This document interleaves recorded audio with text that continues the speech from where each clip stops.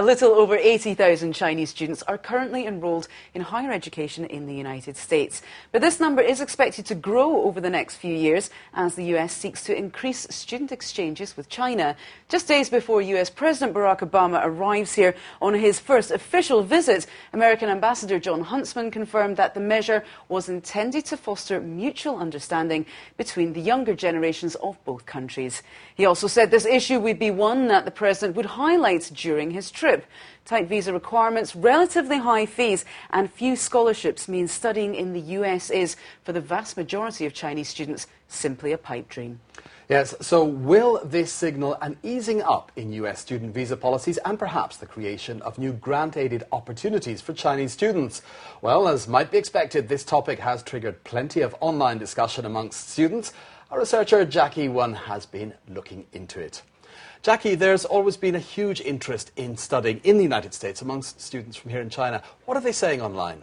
Most college students are happy with this news. They say studying in English-speaking countries, especially the United States, the most powerful country in the world, is an exciting thing.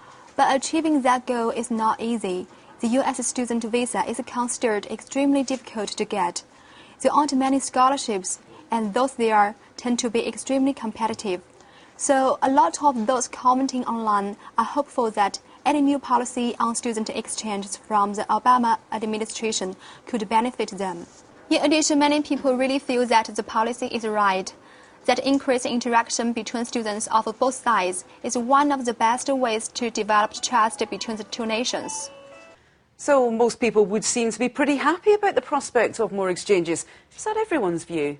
No, not everyone's view. Some people say this new policy will increase the number of Chinese people studying in the United States, but at the same time, it may also reduce the exclusivity factor of a U.S. qualification in China. There are also those who worry that this new move will have a negative impact on the quality of U.S. education. And as people have doubts about the real purpose of all this, they say that as China's economy develops, more and more Chinese parents are able to afford a U.S. education for their children. They believe the U.S. sees this as a huge potential market for its colleges and hopes to take advantage of it. At the same time, some people warn that if much of China's outstanding talent flocks to the U.S.